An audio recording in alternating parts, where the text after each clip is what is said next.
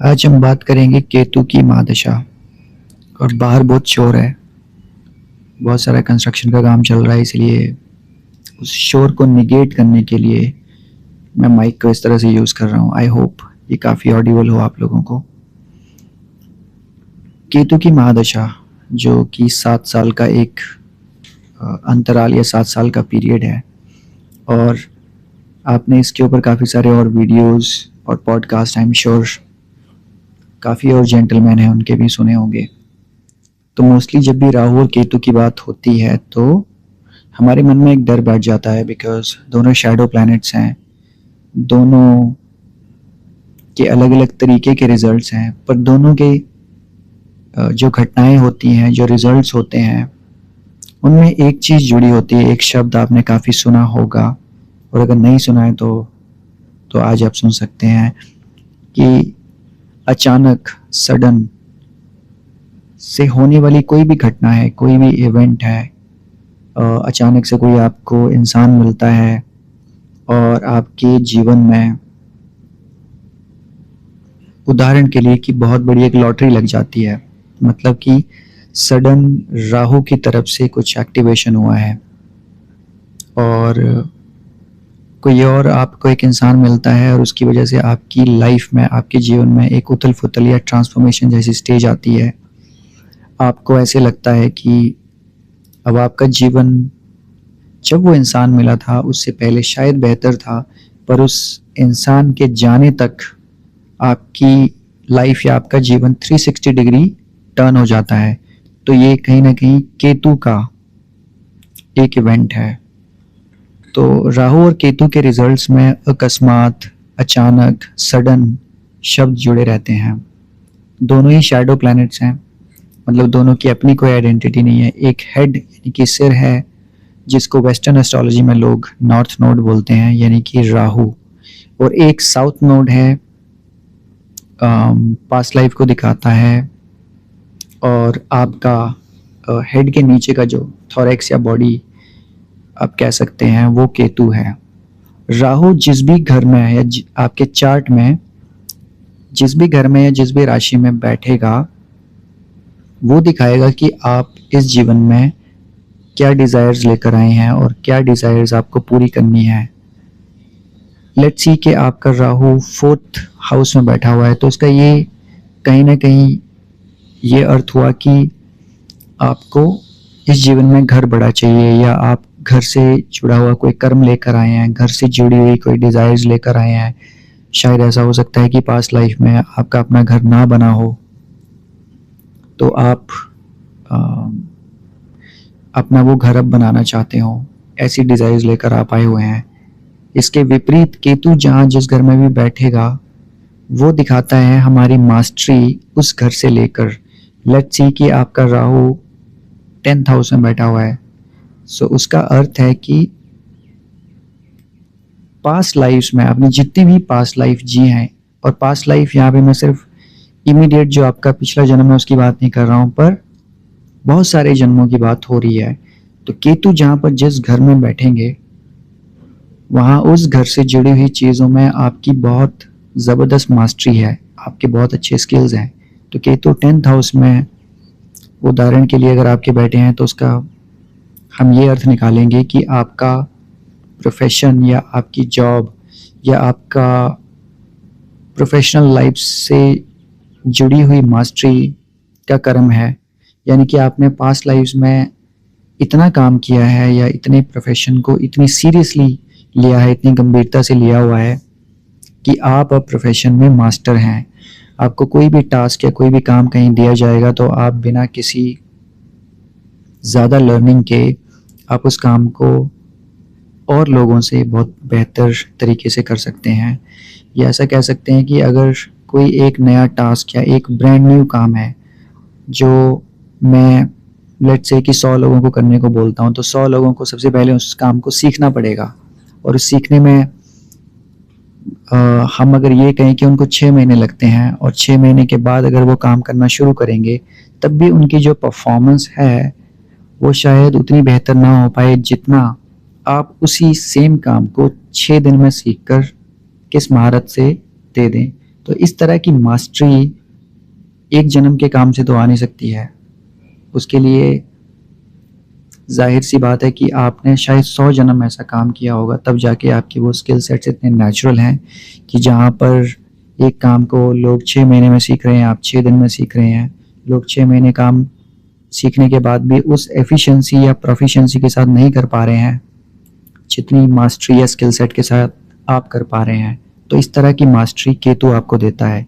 इसीलिए केतु जिस भी हाउस में आपके बैठेंगे, वहाँ से जुड़ी हुई पास्ट लाइफ की मास्टरी आपके पास रहेगी। हाउएवर, एक यहाँ पर पॉइंट ये है कि क्योंकि आप पास्ट लाइफ में उस घर को या उस घर से जुड़ी हुई चीज़ों को मास्टर कर चुके हैं, तो केतु अब आपको ये बताना चाहते हैं कि अब आपको उस घर से जुड़ी हुई चीज़ों पे काम करने की ज़रूरत नहीं है, अब आपको कुछ और करना है जीवन में।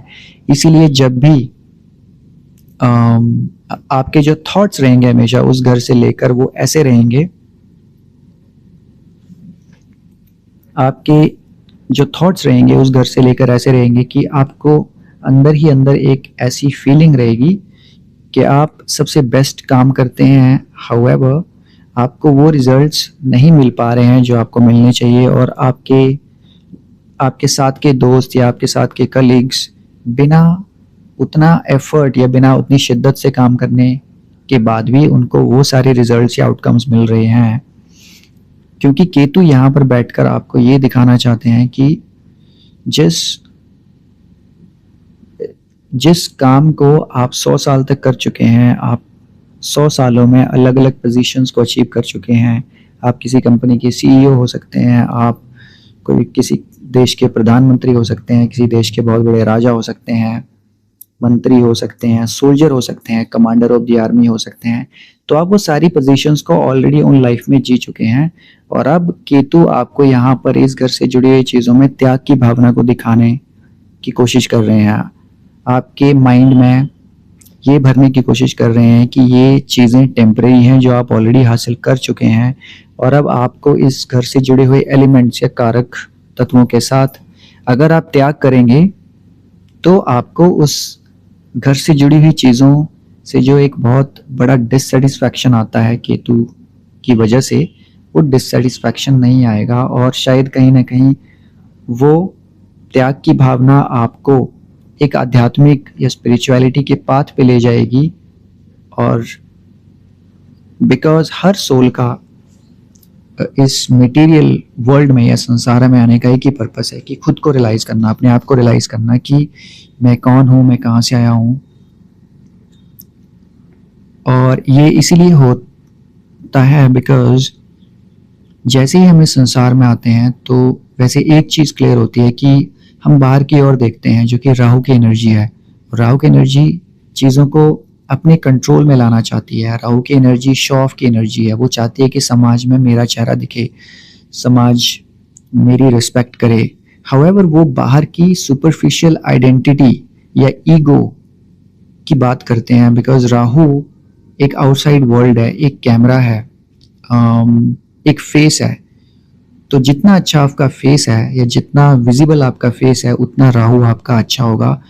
राहु वही चाहेगा कि मेरा जो फेस वैल्यू है या मेरा जो आइडेंटिटी है, मेरा मान सम्मान सारी दुनिया में हो। लेकिन Ketu on the other hand ये चाहता है, वो सेंट है, फकीर है, कि मुझे एक कोना दिया जाए, क्योंकि मुझे अब मैं सारी दुनिया को जीत चुका हूँ एक सिकंदर महान की तरह, लेकिन मुझे उसमें कोई सुख नहीं मिला है, और वो सुख अब मुझे परमात्मा के करीब जाकर या असत्य को जानकर मुझे वो सुख की प्राप्ति होगी। तो केतु ही वो मास्टर की है हर हॉरोस्कोप की या हर चार्ट की, जिसको अगर आप मास्टर कर लेते हो तो आपके पास सारे ब्रह्मांड की चाबी आ जाती है, और आप फिर अध्यात्म में या स्पिरिचुअलिटी में ज़्यादा आगे बढ़ सकते हैं, भगवान की प्राप्ति कर सकते हैं, सत्य का ज्ञान ले सकते हैं। मुझे बार बार ही अपना फ़ोन को एक्टिव करना पड़ रहा है बिकॉज मुझे पता नहीं, ये बार बार ही एक स्लीप मोड में जाता है, so please bear with me. तो केतु की महादशा आपको एक अंधकार से उजाले की ओर या फिर एक बहुत अगर आप किसी गड्ढे में जा चुके हैं तो वहाँ से उठाकर शिखर पे ले जाने की एक यात्रा है। और इसीलिए केतु को एक फ्लैग यानी कि झंडा जो बहुत ऊंचा लहराता है उससे भी सिग्निफाई किया जाता है। राहु को हम डेप्थ यानी कि बहुत गहराई से मापते हैं और केतु को हम बहुत ऊंची हाइट से उसको मेजर किया जाता है। अब कुछ एक पॉजिटिव्स जो आपको केतु की महादशा के दौरान या केतु की महादशा जब खत्म हो जाएगी 7 साल के बाद देखने को मिलेंगे कि एक हाइटेंड आपकी इंट्यूशन हो सकती है कि चीज़ों का पूर्वाभास आपको बहुत जल्दी हो सकता है।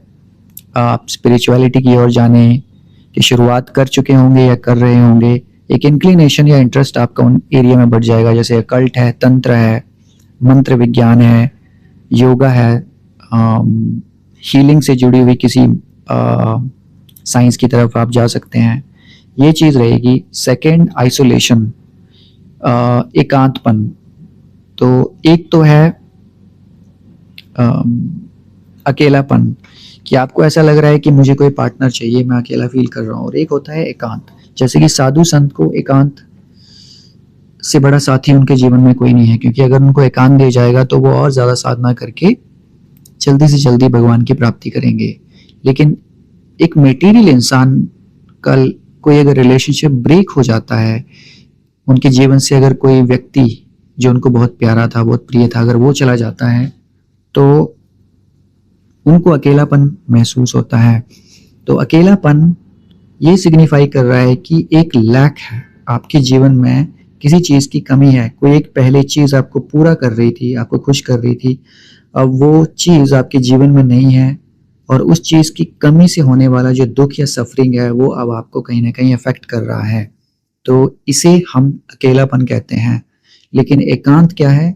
एकांत एक ऐसे सुख की फीलिंग या अनुभूति है जिसमें आप किसी का साथ सीख नहीं कर रहे हो, आप खुद एकांत में इतने अच्छे, आप कह सकते हैं मेडिटेटिव स्टेट में हो या प्लेजेंट स्टेट में हो या ब्लिसफुल स्टेट में हो कि आप उसको एंजॉय कर रहे हो।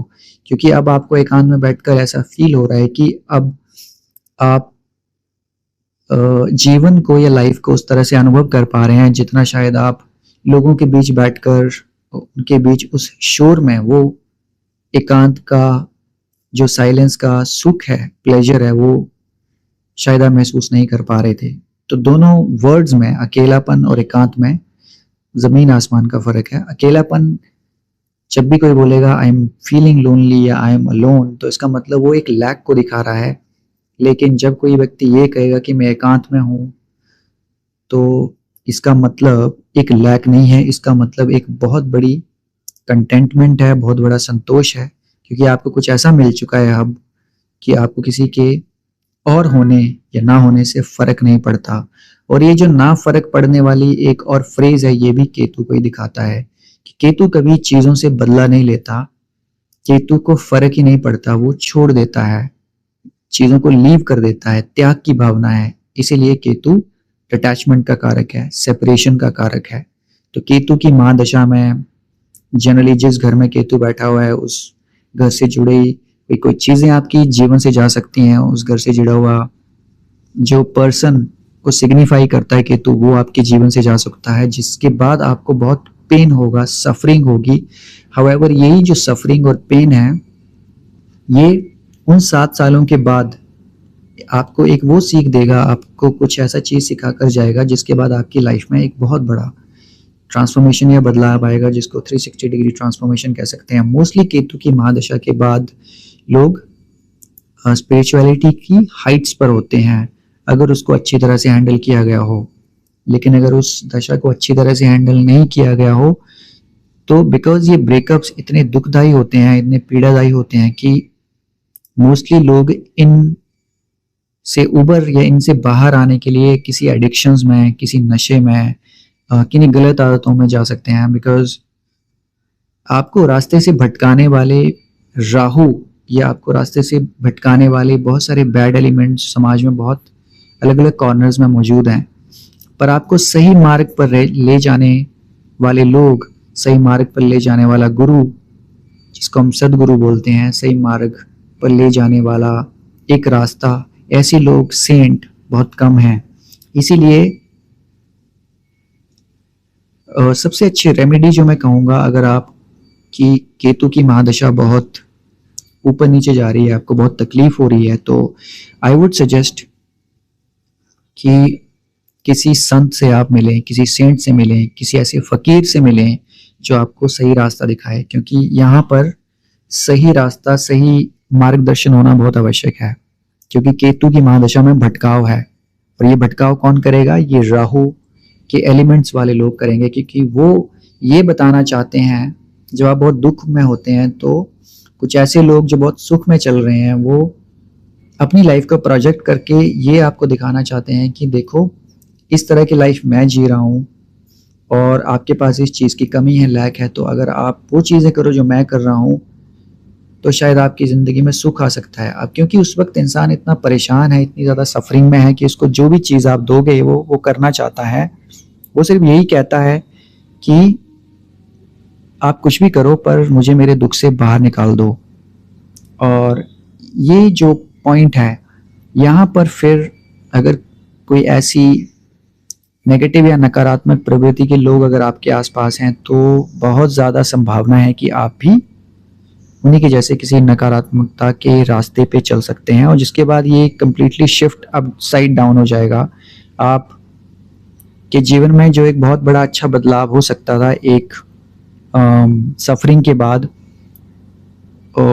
उससे बहुत बुरा एक और आई वुड से नुकसान आपके जीवन में हो सकता है, और आप स्पिरिचुअलिटी, अध्यात्म से बहुत दूर भी जा सकते हैं।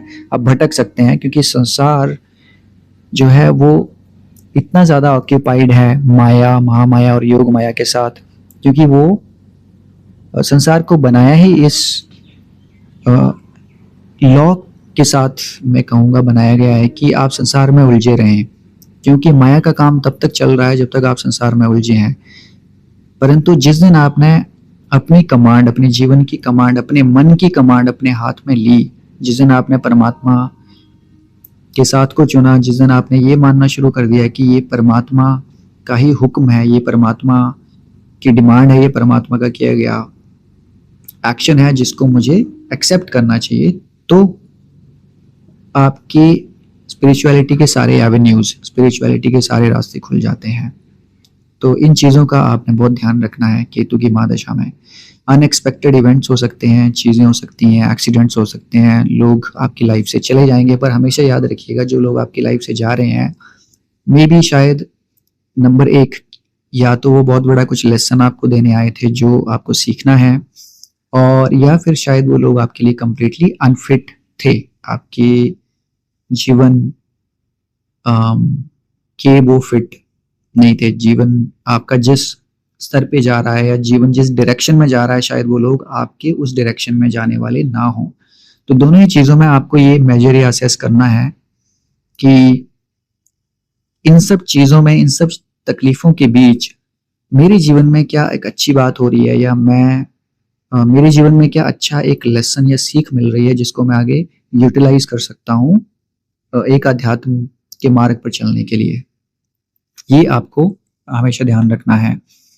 और केतु की महादशा में एक मेंटल फॉग या मानसिक धुंध छा जाती है, विचार बहुत सारे रहते हैं, और एक विचार आपको एक जगह ले जाएगा, दूसरा विचार आपको कहीं और ले जाएगा, तो उस वक्त एक मेंटल क्लैरिटी की भी ज़रूरत होती है। इसीलिए आपको एक सद्गुरु या सत्संग का साथ उस वक्त वो एक मेंटल क्लैरिटी दे सकता है, जो मेंटल क्लैरिटी शायद आपको अकेले बैठकर, या जो लोग आपको भटकाना चाहते हैं, जो लोग आपको ये कहेंगे कि चलो लेट्स पार्टी, हम एंजॉय करते हैं, इसमें क्या रखा है, वो लोग उन लोगों के साथ जाने से अच्छा होगा, आई वुड सजेस्ट कि आप किसी सत्संग की राह चुनें, किसी सेंट की राह चुनें, क्योंकि सेंट की राह में एक बात हमेशा याद रखिएगा, अगर आपको फ़ायदा नहीं हो रहा है तो नुकसान भी कभी नहीं होगा, लेकिन अगर एक दुर्जन के साथ आप जा रहे हैं, एक दुष्ट इंसान के साथ अगर आप जा रहे हैं, तो अच्छी चीज़ का तो पता नहीं, लेकिन कुछ ना कुछ गड़बड़ ज़रूर हो सकती है, तो ये आपको ध्यान रखना है। अगर मैं आपके लिए कुछ रेमेडीज़ की बात करूं, तो मेरी तरफ से सबसे बड़ी रेमेडी तो आपके लिए यही है कि आप किसी सेंट को चुनें, कोई अच्छी बुक्स पढ़ें, आप सत्संग में जाना शुरू करें।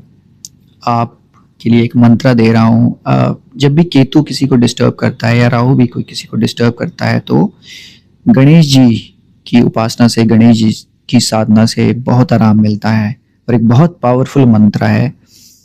आप ये मंत्र जितना ज़्यादा पढ़ेंगे, अगर केतु की दशा आपको परेशान कर रही है तो बहुत अच्छा मिलेगा, बहुत अच्छा लाभ मिलेगा। ये मंत्र है ओम गण गणपते नमः, ओम गण गणपते नमः, ओम गण गणपते नमः। तो इस मंत्र की आप चैंटिंग या इस मंत्र की आप साधना कर सकते हैं। एक जोत जला सकते हैं, दिया जला सकते हैं आप। तेल का दिया इज ऑलवेज बेटर। ये जानने की ज़रूरत नहीं है कि मैं घी का दिया जलाऊं या तेल का, देसी घी का जलाऊं या कैसे। अगर आपको मस्टर्ड ऑयल यानी कि सरसों का तेल मिल रहा है तो आप उसका दिया जला सकते हैं। दिया मैटर नहीं करता या कोई चैंटिंग या साधना मैटर नहीं करती, पर जिस भाव के साथ, जिस इंटेंशन के साथ, जिस दिल के साथ आप कोई चीज़ करते हो, कोई काम करते हो, चाहे वो एक किसी की हेल्प करना है, चाहे अपना कोई प्रोफेशन का काम है या भक्ति है, तो वही भक्ति भगवान या परमात्मा तक पहुंचती है। बहुत बड़े सोने की थालियों में दिए जलाने से या बहुत सारे पैसे देने से, हीरे मोती देने से भगवान प्रसन्न नहीं होते, क्योंकि अगर ऐसा होता तो वो सिर्फ अमीरों के घरों में बसते, किसी फकीर की झोपड़ी में नहीं होते। तो ये सब दुनिया की बनाई हुई बातें हैं जिनको आपको एक कान से सुनकर दूसरे से निकालना है या एक आंख से देखकर उसको विजुअलाइज नहीं करना है। आपको अपना जीवन बहुत साधारण यानी कि सरल रखना है, क्योंकि भगवान या परमात्मा बहुत सरल है, सहज है, सिंपल। उनको किसी दिखावे की जरूरत नहीं है। इसीलिए राहु भगवान को नहीं दिखा रहा है, केतु सेंट फकीर एक कोना ही भगवान या परमात्मा को दिखा रहा है, क्योंकि जितनी भी परमात्मा की क्रिएशन है वो हमेशा साइलेंस में, एकांत में होती है। कभी भी आपने देखा होगा, एक आप बीज लगाते हो, उसको सींचते हो 6 महीने तक, 8 महीने तक, और उस फिर धीरे से जाके उसमें बर्ड्स आते हैं, स्प्राउट्स आते हैं, एंड देन वो एक दिन वो एक पौधा या पेड़ बन जाता है। परंतु जो क्रिएशन हो रहा था वो 6 महीने तक बराबर जमीन के अंदर लाख प्रेशर मिल रहा था उस सीड को।